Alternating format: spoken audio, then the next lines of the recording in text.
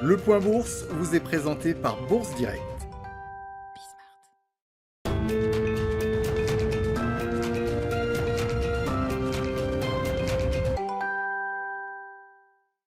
La tendance est toujours en légère hausse à la Bourse de Paris à la mi-journée. Le CAC 40 qui continue d'évoluer sur ses plus hauts avant la publication de l'indice des prix à la consommation cet après-midi aux États-Unis et avant la découverte des résultats trimestriels de LVMH ce soir après la clôture.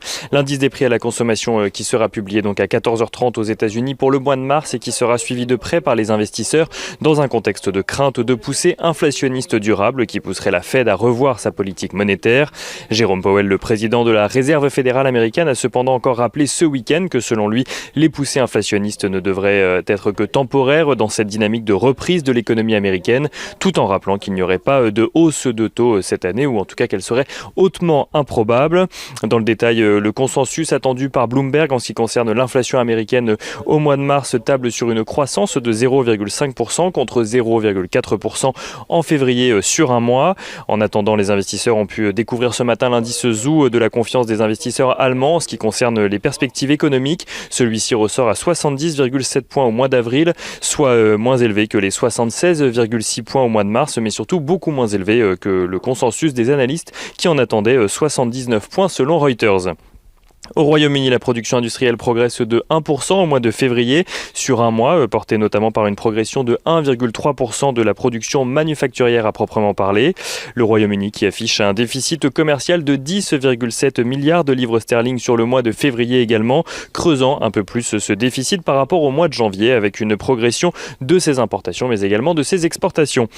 Au-delà des statistiques, on notera que Joe Biden a reçu hier des parlementaires républicains et démocrates afin de leur faire part de son intention de négocier en ce qui concerne le plan d'infrastructure dévoilé. Face à la réticence de nombreux élus, le président des États-Unis se montre prêt à discuter autant sur le plan en lui-même que sur son mode de financement. Et en ce qui concerne les valeurs à suivre à présent à la Bourse de Paris, on notera tout d'abord que Air France annonce procéder à l'augmentation de capital prévue dans le cadre du soutien apporté par l'État français. Air France qui compte lever 988 millions d'euros à un prix de 4,84 € par action. Un prix qui fait d'ailleurs tiquer les investisseurs alors que le cours de l'action hier soir était aux alentours des 5,3 €. Air France qui annonce également renforcer ses liens avec son partenaire China Eastern Airlines sur des sujets commerciaux mais aussi non commerciaux. China Eastern Airlines qui participera d'ailleurs à l'augmentation de capital.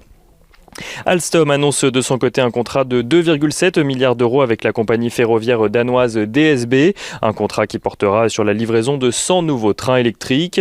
Et Casino annonce de son côté étudier ses options stratégiques vis-à-vis de ses filiales Cdiscount et GreenYellow. Le groupe envisagerait des potentielles levées de fonds propres additionnels pour ces deux filiales.